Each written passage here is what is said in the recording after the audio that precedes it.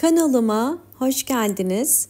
Bugün sizlere orkidelerinizin kış ayında tomurcuklanıp çiçek dalı açabilmesi için çok önemli birkaç püf noktadan bahsedeceğim.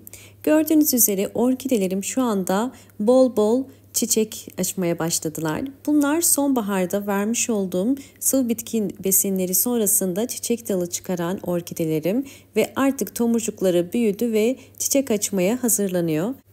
Kış ayında orkidelerinize sıvı bitki besinleri vererek yine ilkbaharda bol bol çiçeklenmesini sağlayabilirsiniz. İlk olarak bugün pirinç kullanacağım. Pirinç özellikle içerisindeki vitaminler sayesinde orkidelerin yapraklarının ve köklerinin canlanmasına ve sağlıklı büyümesine yardımcı olur. Bu yüzden ihtiyacım olan 1 yemek kaşığı kadar pirinç kullanıyorum. Bakın bu şekilde ve üzerine alabildiği kadar su koyacağım. Sizler pilav için hazırladığınız tuzsuz pirinç suyunu da kullanabilirsiniz. Biraz karıştırıp 30 dakika bunu bekleteceğim. İkinci yönteme geçelim. İkinci yöntem için aloe vera jeli kullanacağım. Aloe vera bitkisi orkide bakımında kullandığımız çok faydalı bir bitki. Sadece orkidelerde değil, evdeki bütün çiçeklerinize gübre yaparken aloe vera suyu verebilirsiniz. Bakın içerisinde böyle bir sarı su var. Sarı su aktıktan sonra küçük dilimlere ayırıyorum.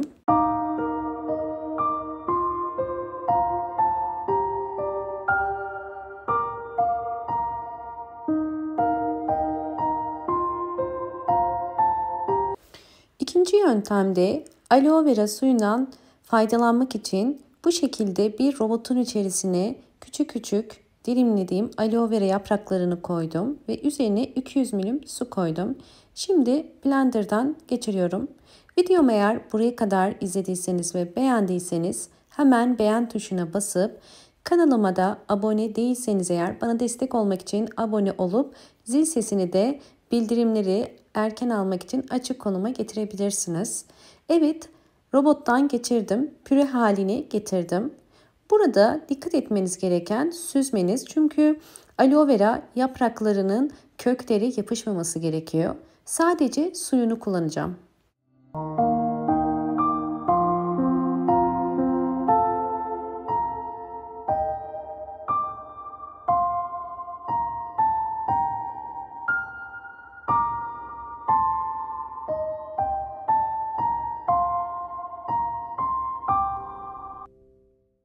Evet, ilk olarak daha önceden 30 dakika beklettiğim pirinç suyunu süzüp bir cam sürahinin içerisine koyuyorum. Ölçü olarak şöyle yakından bakarsanız 500 mililitre pirinç suyu koydum ve pirinç suyunun üzerine hazırlamış olduğum aloe vera suyunu koyacağım. Aloe vera suyu da yaklaşık olarak 300 milim kadar. Yani 500 milim pirinç suyunun içerisine 300 milim aloe vera suyu koydum.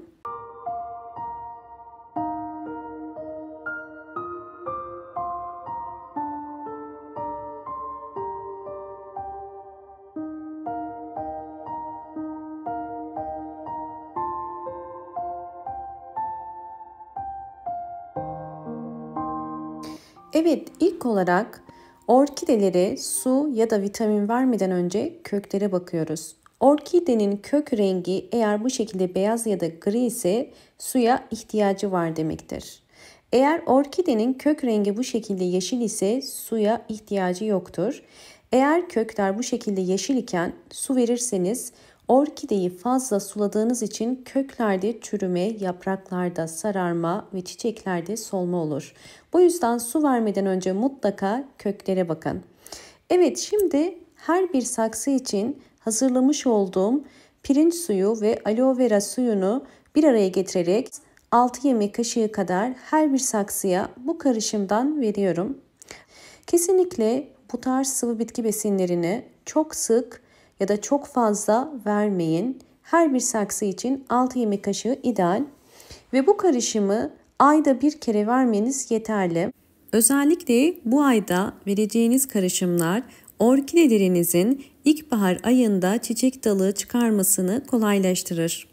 Bu tarz karışımlar sadece çiçeksiz orkidelere değil, çiçekli orkidelerinize de verebilirsiniz. Çünkü çiçekli orkidelerinde mutlaka vitaminlere ihtiyacı vardır.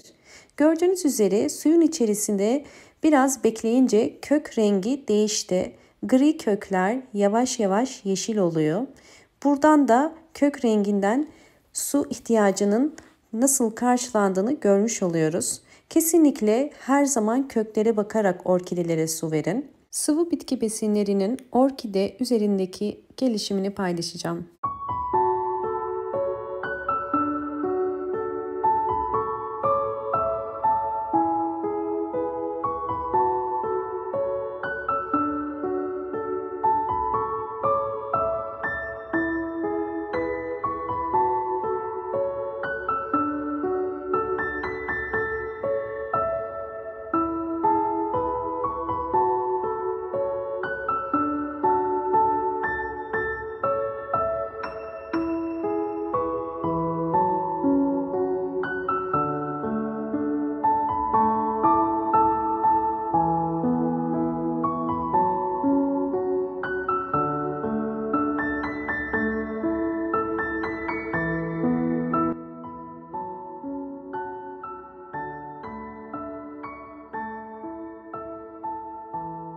Verdiğimiz sıvı bitki besinleri orkidelerin hem yeni ve sağlıklı kökler çıkarmasını sağlar, hem de yeni çiçek dallarının çıkmasını teşvik eder.